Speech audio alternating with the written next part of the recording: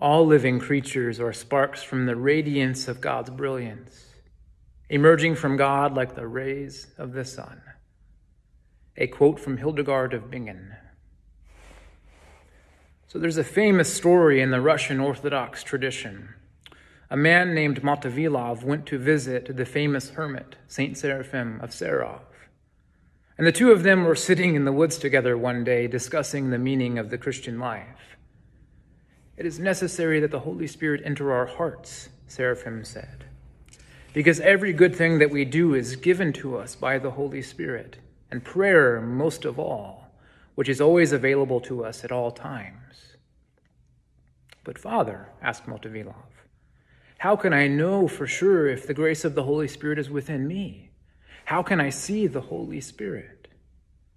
And in response, Seraphim gave several examples of what a grace-filled, a spirit-filled life looks like by pointing out the lives of the saints and the apostles. But Motovilov, he still wasn't tracking. He still didn't get the point that Seraphim was making.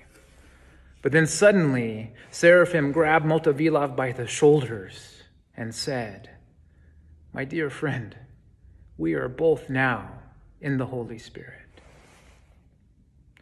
Motovilov said it was as if his eyes had suddenly been opened. He saw Seraphim's face. It was shining, glowing like the sun. And in his heart, he felt a joy and a peace that he had never experienced before.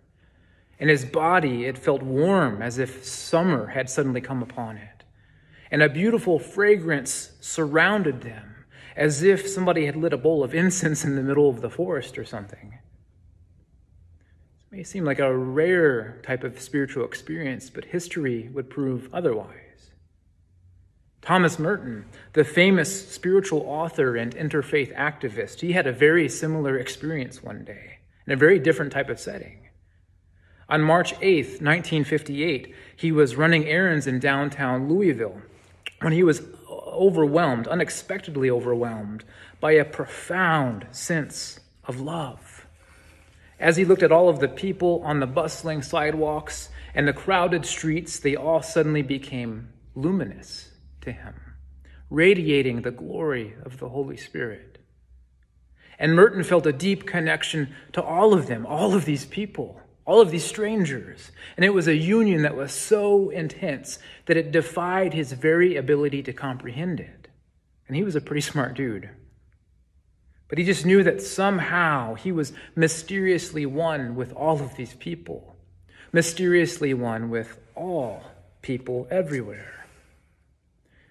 It was as if he had walked directly into the heart of the divine and was permitted to feel all the love that God feels. He compared this experience to waking from a dream. All of his life up to that point had been the dream. But this moment of enlightenment at the corner of 4th Street and Walnut in downtown Louisville had been the day that he truly woke up. And he was so overcome by ecstatic joy that he actually had to restrain himself from bursting out in applause. He wanted to shout out to everybody just how angelic they all looked, that they all were arrayed with divine splendor, just like Seraphim looked to Motovilov that day in the woods. But Merton stopped himself. In the moment, he concluded that there is no real way to tell people that they are all walking around, shining like the sun. Another modern mystic, the Episcopalian New Testament theologian Marcus Borg, he had a very similar experience one evening. Again, very different setting. He was on a long flight back home after a retreat, and the stewardess had just placed his dinner tray in front of him. Suddenly, it was like somebody had flipped the switch in his state of consciousness. He looked up and he saw that the whole cabin, the whole plane had been flooded by an indescribable, serene light. The people all around him became incandescent, extensions of this heavenly glow. And Borg became so overwhelmed by love that he never even touched his dinner. I don't know about you all, but if you can discover union with the divine on an airplane, that's pretty good. in-flight meals, for me at least, have been anything but heavenly experiences, but good for Borg. If you want to go further back in history, in the ancient Jewish tradition, Moses, he would go into the tent of meeting and he would talk to the Lord as friends talk to one another face to face. And as he came out of the tent, Moses' face radiated with the Shekinah, the glory of God. And that peculiar thing that Moses encountered early on in his journey with God would go on to become the symbol of what Moses was himself to become. If you remember, at the beginning of Moses' journey, he encountered the burning bush. And even though it burned, it was never consumed. This bush was lit ablaze with the presence of God, the glory of God. It was a symbol of what Moses would become to the people. Moses would become the God-bearer. He was now the thing that was burned, that was being burned with the fire of the Holy Spirit, but not consumed. And then there's Jesus, of course, who was transfigured on top of Mount Tabor. He not only lit up like the sun, but the whole mountain also lit up along with him. My friends, the veil between where we are and where heaven is, it's extremely, extremely thin. The veil between what we are now and what we will be one day is also extremely thin. St. Peter, he picks up on the types of experiences that these great mystics of history have had, mystics like Seraphim and Borg and Merton, when he talks about how the whole world is being set ablaze by fire. We shouldn't think of Peter's words in terms of destruction, in terms of scary imagery or anything like that. We should think of his words in terms of renewal, how fire refines and renews things. Whenever Moses walked into that tent of meeting and he met God face to face and was transfigured before God, Moses walked out a different person, a changed person, a transformed person. And the same could be said for Saint Seraphim and for Multivilov and Thomas Merton and Marcus Borg and yes, even Jesus. You can't encounter the glory of God resting at the heart of every person and of the world and walk away unchanged.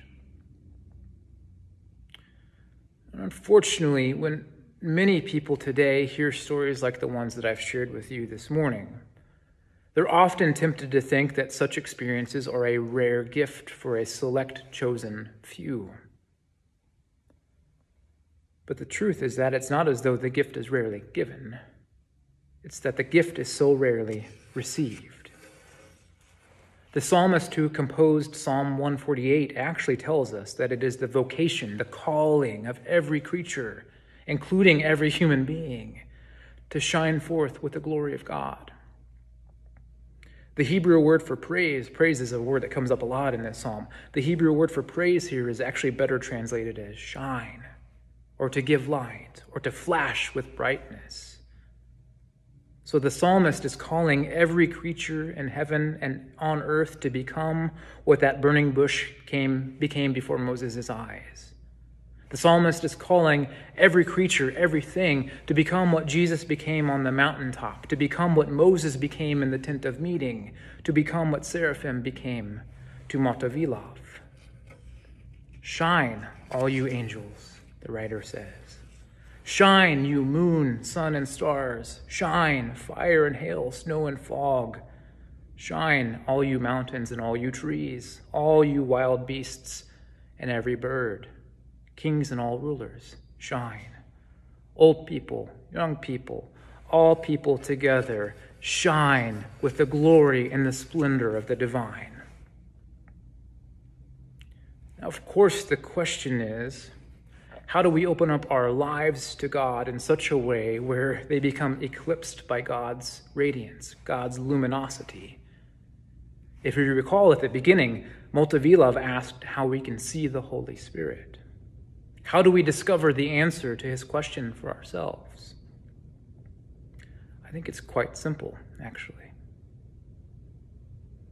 All we have to do is desire it for ourselves.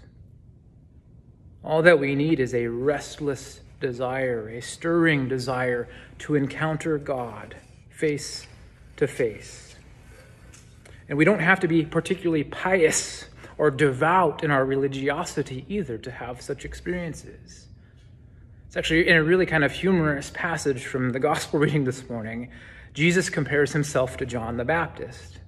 And he says that John led a really rigid and rigorous life full of disciplined prayer, disciplined habits. John abstained from all alcohol, and he had a very strict diet.